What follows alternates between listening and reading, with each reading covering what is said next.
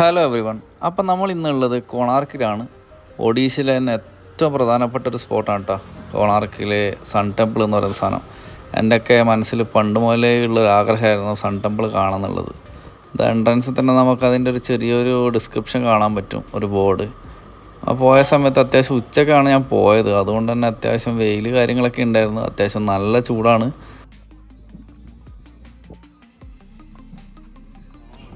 ഇന്നെന്തോ ticket വേണ്ടെന്ന് പറഞ്ഞു കേട്ടോ, അതുകൊണ്ട് ഫ്രീ ആയിട്ട് നമുക്ക് കയറാൻ പറ്റി.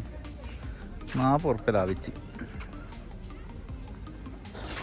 ഇതാണ് കേട്ടോ ടിക്കറ്റ് കൗണ്ടർ കഴിഞ്ഞാൽ നമുക്ക് നേരെ കാണാൻ പറ്റുന്ന കാഴ്ച. ഒരു രക്ഷയില്ല. അതിനെപ്പറ്റി ചെറിയൊരു ഡിസ്ക്രിപ്ഷൻ ഇവിടെയുണ്ട്. 13th സെഞ്ച്വറിയിൽ സൂര്യഭഗവാന് വേണ്ടി ഉണ്ടാക്കിയ ടെമ്പിളാണ്, കാര്യങ്ങളൊക്കെ ഇവിടെ കൊടുത്തിട്ടുണ്ട് കേട്ടോ. ഈ ടെമ്പിളിൻ്റെ ഒരു യുണീക്നെസ് എന്ന് പറയുന്നത് ഇതിൻ്റെ സ്ട്രക്ചറാണ് കേട്ടോ. ഒരു രഥത്തിൻ്റെ ഷേപ്പിലാണ് ഇത് ഉണ്ടാക്കിയിട്ടുള്ളത്. ടോട്ടൽ 26 ടയേഴ്സ് ഉണ്ട്. അതായത് നമ്മളെ രഥത്തിനുണ്ടാകുന്ന ടയേഴ്സ് ആ ഒരു ഷേപ്പിൽ തന്നെ കല്ലിൽ കൊത്തിയിട്ടുണ്ട്. അതിൽ തന്നെ കുറേ പ്രത്യേകത ഉണ്ട്. അത് നമുക്ക് ക്ലോക്ക് പോലെ യൂസ് ചെയ്യാൻ പറ്റുന്ന, ടൈമൊക്കെ മനസ്സിലാക്കാൻ പറ്റുന്നൊരു സംഭവമാണ്.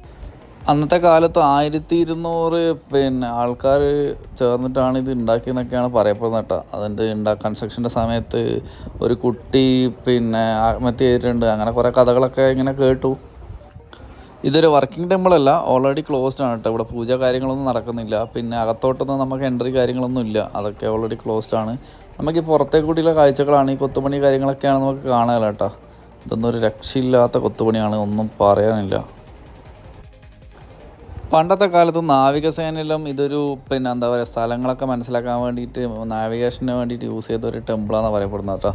അത്രയും നമുക്ക് പെട്ടെന്ന് നോക്കിക്കഴിഞ്ഞാൽ കാണുന്ന രീതിയിലാണ് ടെമ്പിളിൻ്റെ ഹൈറ്റൊക്കെ ഉള്ളത്. 7 കുതിരകൾ ചേർന്നിട്ട് ഒരു രഥം വലിക്കുന്ന ഒരു ഷേപ്പിലാണ് ഈ ടെമ്പിൾ ഉള്ളത്. അങ്ങനെ നമുക്ക് 2 സൈഡിലും ആ കുതിരകളും ടയറും കാര്യങ്ങളൊക്കെ കാണാൻ പറ്റും. എക്സാക്ട്ലി ഒരു രഥത്തിൻ്റെ ഷേപ്പിലാണ് ഇതുള്ളത്. ഇവിടെ കല്ലുകളുടെ ഭാഷ മനുഷ്യൻ്റെ ഭാഷയെ നിർവീര്യമാക്കുന്നു എന്നാണ് പണ്ട് രവീന്ദ്രനാഥ ടാഗോർ ഈ ഒരു ക്ഷേത്രം കണ്ടിട്ട് പറഞ്ഞേട്ടോ. ഓരോ സൈഡിലും 12 ടയേഴ്സ്, അതേപോലെ രഥത്തിൻ്റെ 12 എണ്ണം വെച്ചിട്ട് ഒരു സൈഡിൽ വെച്ചിട്ട് ടോട്ടൽ 24 ടയേഴ്സിൻ്റെ സ്ട്രക്ചറാണ് ഇതിനകത്ത് ഉള്ളത്, 2 സൈഡിലായിട്ട് കേട്ടോ. നമ്മൾ തമിഴ്നാടൊക്കെ പോയിട്ട് നമ്മളെ തഞ്ചാവൂരൊക്കെ കണ്ട ഒരു ഫീലാണ് വരെ ഇവിടെ വരുമ്പോഴത്തേന്. തഞ്ചാവൂരൊക്കെ കുറച്ചും കൂടെ വലിയൊരു ടെമ്പിളാണ്, ഇതിനെക്കാട്ടി ഏരിയ ഉണ്ട്, കുറച്ചും കൂടെ സെറ്റപ്പാണ്. ഇതിൽ പക്ഷേ എൻട്രി കാര്യങ്ങളൊന്നും ഇല്ല. തഞ്ചാവൂരാണെങ്കിൽ നമുക്ക് അകത്തൊക്കെ കയറാം, എന്താ പറയുക, അങ്ങനെ നമുക്ക് പൂജ കാര്യങ്ങളൊക്കെ ഉണ്ടല്ലോ അവിടെ. അപ്പോൾ അങ്ങനത്തെ സെറ്റപ്പൊക്കെ ഉണ്ട്. പക്ഷേ ഇവിടെ അതൊന്നും ഇല്ല. ഇവിടെ അതിൻ്റെ അകത്തോട്ട് പ്രവേശിക്കാൻ പറ്റില്ല. ഈ വാതിലിപ്പോൾ അടച്ചിട്ടേ ഉള്ളൂ. ഇത് അടച്ചത് ഇപ്പോൾ അടച്ചതെന്നല്ല കേട്ടോ, ഇതിപ്പോൾ എത്രത്തെ നൂറ്റാണ്ടുകൾക്ക് മുമ്പ് അടച്ചതാണ്. ഇതിനുള്ളിൽ ശരിക്കും കുറേ ഭാഗങ്ങൾ ഇടിഞ്ഞ് വീണിട്ടുണ്ട്. അപ്പോൾ അതുകൊണ്ടാണ് അടച്ചിട്ടതെന്നാണ് അറിയപ്പെടാൻ കഴിഞ്ഞത്. ഇതാണ് നമ്മൾ പറഞ്ഞ ആ ഒരു ടയർ കേട്ടോ. രഥത്തിൻ്റെ ഓരോ വീലാണ്. ഇതിൽ സമയം ശരിക്കും അറിയാൻ പറ്റും. അതായത് പകലിൻ്റെ സമയം, സൂര്യനുള്ള സമയത്തുള്ള സമയം അറിയാൻ പറ്റും, രാത്രിയിലുള്ള സമയം അറിയാൻ പറ്റില്ല. അപ്പോൾ അങ്ങനെ ഒരു സെറ്റപ്പൊക്കെ ഉണ്ട് ഇതിനകത്ത്. ഇതൊന്നും എനിക്കറിയില്ല, എക്സ്പ്ലെയിൻ ചെയ്ത് തരാൻ എനിക്കറിയില്ല. പക്ഷേ അവിടുത്തെ ഗൈഡിനെയൊക്കെ കൂട്ടേണ്ടി വരും. ഗൈഡിനെ കൂട്ടിയാൽ എനിക്ക് മുതലാകാത്തതുകൊണ്ട് ഞാൻ ഗൈഡിനെ കൂട്ടിയിട്ടില്ല. ഇതാണ് നമ്മുടെ വീല്.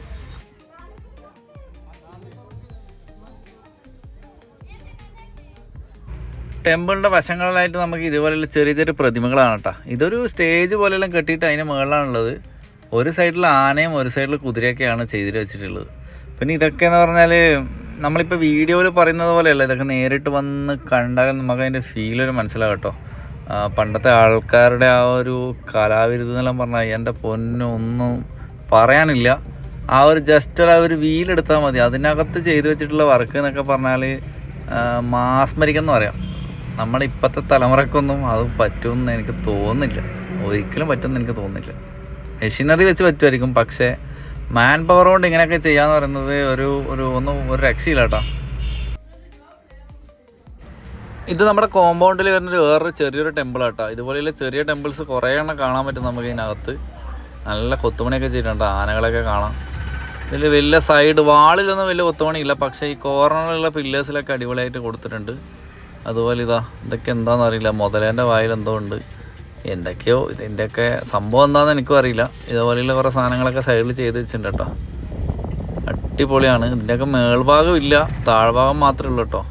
ഇതൊക്കെ പണ്ട് യുദ്ധത്തിൻ്റെ സമയത്ത് മേൾഭാഗമൊക്കെ തുറന്നതായിരിക്കും. സാധാരണ എല്ലായിടത്തും അങ്ങനെയാണ് ഉണ്ടാവാറ്. ഇവിടെ ഒരു സിംഹവും ഇതൊക്കെ കാണാൻ പറ്റും.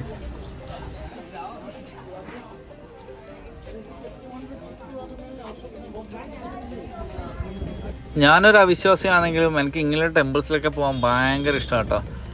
ഞാൻ ഇങ്ങനത്തെ ആർക്കിടെക്ചർ, പഴയ ആർക്കിടെക്ചർ കാര്യങ്ങളൊക്കെ ഉള്ള അമ്പലങ്ങളും അധികം മിക്സ് ആക്കാറില്ല. എല്ലായിടത്തും പോകാറുണ്ട്. തമിഴ്നാട്ടിലൊക്കെ ഇഷ്ടംപോലെ കയറി ഇറങ്ങിയിട്ടുണ്ട്. എല്ലായിടത്തും, കർണാടക ആയിക്കോട്ടെ, മധ്യപ്രദേശ് ആയിക്കോട്ടെ, എല്ലാ സ്ഥലത്തും ഇങ്ങനത്തെ സാധനങ്ങളൊക്കെ നമുക്ക് ആർക്കിയോളജിക്കൽ സർവേറിൻ്റെ അണ്ടറിലുള്ള ഇതുപോലെയുള്ള സ്ഥലങ്ങളൊക്കെ ഭയങ്കര ഇഷ്ടമാണ്. ഞാൻ അങ്ങനത്തെ സ്ഥലങ്ങൾ മാക്സിമം കവർ ചെയ്യാറുണ്ട് കേട്ടോ.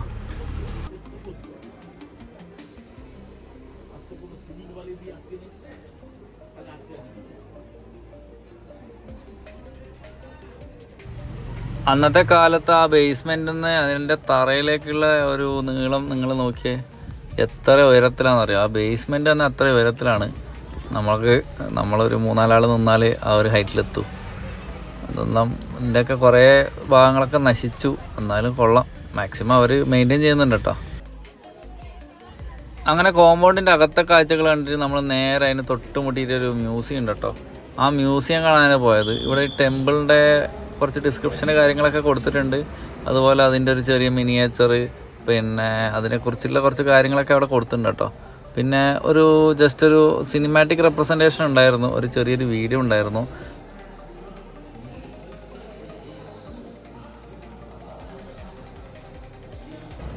ഇതൊക്കെ അമ്പലത്തിൻ്റെ പഴയകാല ഫോട്ടോസാണ് കേട്ടോ. പണ്ട് ആക്രമിക്കപ്പെട്ട സമയത്ത് ഓരോന്ന് അവശിഷ്ടങ്ങൾ അവിടെ ഇവിടെ കിടക്കുന്നതും.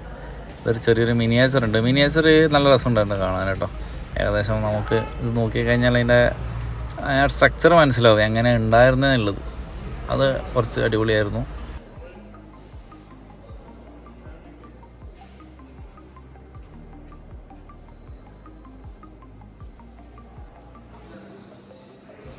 ഇതാ ടെമ്പിളിലെ കൊത്തുമണീൻ്റെ സെയിം റെപ്ലിക്ക ഉണ്ടാക്കിയത് കേട്ടോ.